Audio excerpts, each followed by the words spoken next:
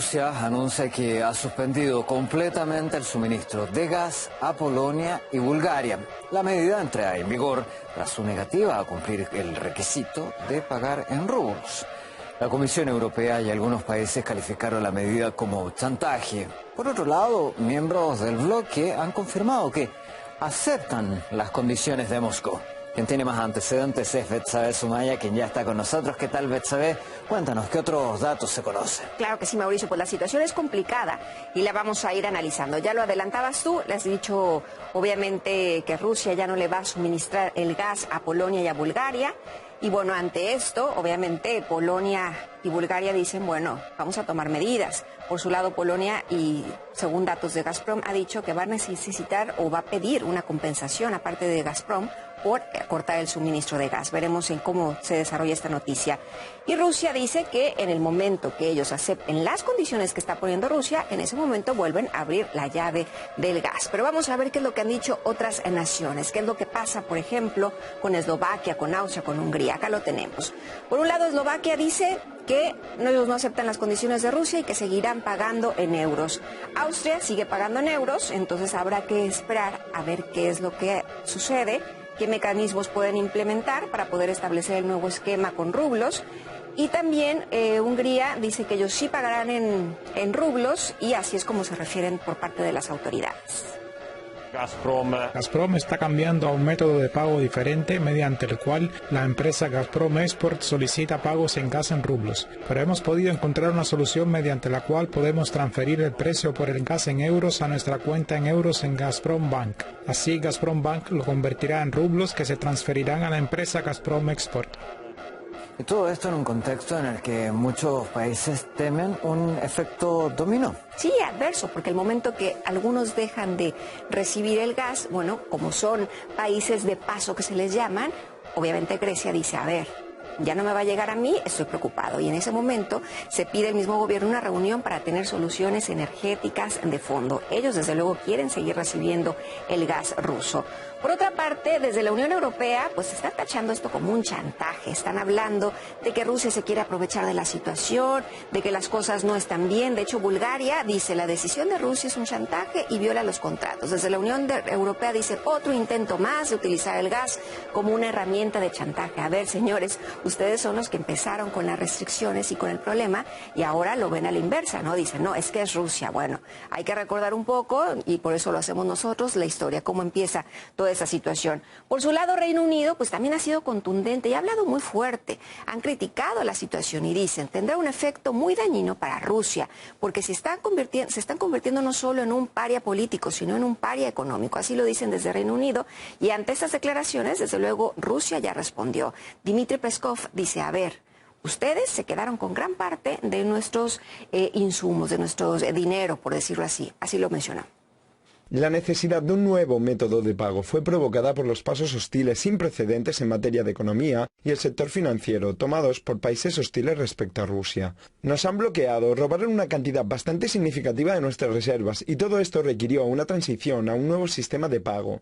Pues así tendrán que o tener las nuevas reglas del juego bien claras y decir, bueno, entonces vamos a pagar con rublos como lo está pidiendo Rusia o bueno, en algún momento se tendrá que llegar a una negociación.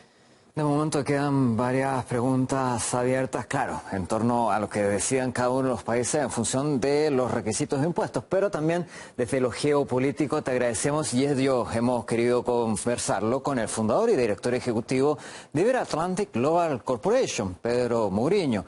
Él opina que los países occidentales han quebrado el orden económico internacional bloqueando los activos rusos, por lo que no se puede hablar de chantaje.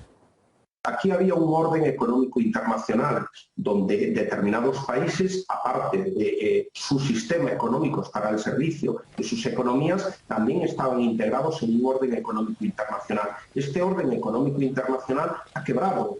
Derechos tan claros como el derecho de la propiedad han sido totalmente ultrajados y han sido completamente despojados de la propiedad, por ejemplo, el Banco Central ruso, de miles de millones que legítimamente pertenecían al Banco Central ni en este caso al conjunto de la sociedad y del pueblo ruso. Por lo tanto, ¿quién es el que es un paria? Pues yo creo que esto es pegarse un tiro claramente en el pie por parte de tanto del Reino Unido como de Estados Unidos, como de los países que han quebrado el orden económico internacional. ¿Quién puede volver a confiar en los británicos, en los norteamericanos, cuando se apropian de la riqueza de terceros países? Es muy difícil y esto indudablemente ha quebrado el orden económico. Vladimir Putin dice que la operación militar rusa para proteger a la población del Donbass permitió evitar un conflicto a gran escala en el propio territorio de Rusia, según guiones ajenos.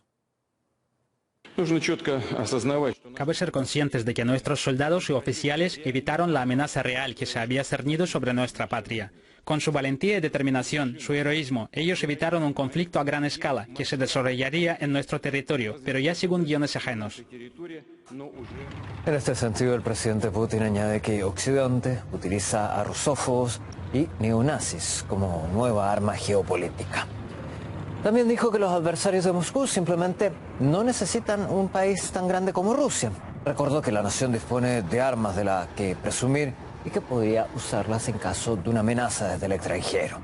Asimismo, el presidente destacó que si alguien busca interferir en la situación de Ucrania desde fuera y supone una amenaza estratégica, los golpes en respuesta serán fulminantes. Rusia destruye con misiles de alta precisión Kalibr depósitos de armas extranjeras en el sureste de Ucrania. El Ministerio de Defensa informa que el equipamiento suministrado por Estados Unidos y países europeos se almacenaba en una planta de aluminio.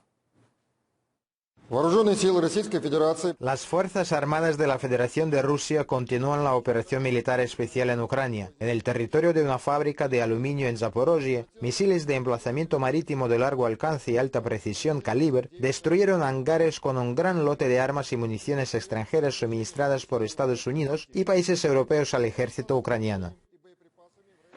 Asimismo, desde el Ministerio de Defensa ruso informaron haber formado un almacén de campaña con cerca de 1000 armas, tanto soviéticas como modernas, que están en el servicio de los países de la OTAN.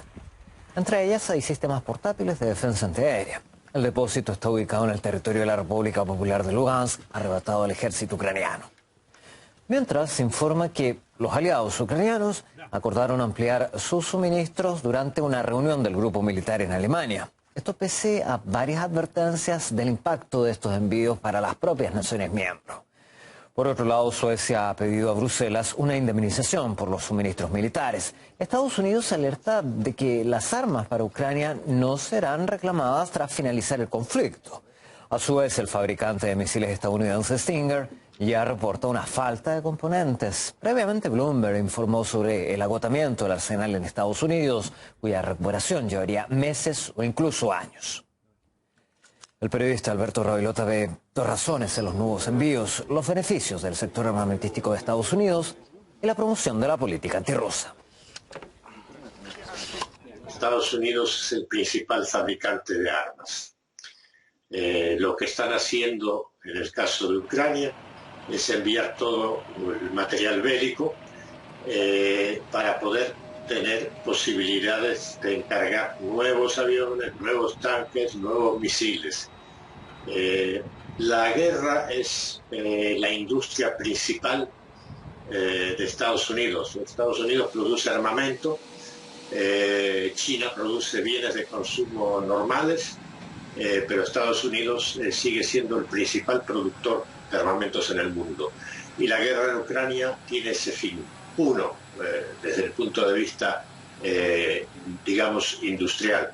Y evidentemente es tomar el control de toda Europa, de toda la Unión Europea, para una política contra Rusia. La República autoproclamada de Transnistria, situada en el este de Moldavia, informa sobre disparos provenientes de este territorio ucraniano. Impactaron en una localidad donde se encuentra un importante arsenal de municiones de artillería. Según el Ministerio del Interior local, durante la noche varios drones sobrevolaron el área, provenientes también desde la nación vecina. Se trata de unos depósitos de armas considerados entre los principales, los más grandes de Europa, donde se guardan municiones que se quedaron allí tras la retirada de las tropas soviéticas. La República autoproclamada se encuentra en máxima alerta terrorista por una serie de atentados que apuntaron, entre otros, a un centro de radiocomunicaciones y a la sede del Ministerio de Seguridad. Las autoridades aseguran que sus pistas también llevan a Ucrania.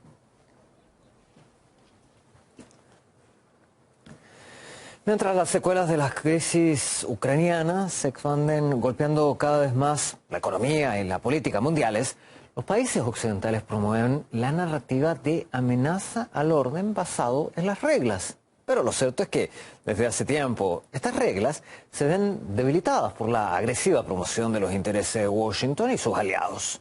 Una idea expresada recientemente por el ministro de Exteriores indio y compartida por otras naciones que exigen una seguridad indivisible para todos los países. De ello vamos a conversar junto a Nicolás Trinchero para entender cuáles son aquellas reglas que hacen mención, pero también cuáles son el otro tipo de amenazas. ¿Qué tal, Nicolás? Comencemos con esos antecedentes.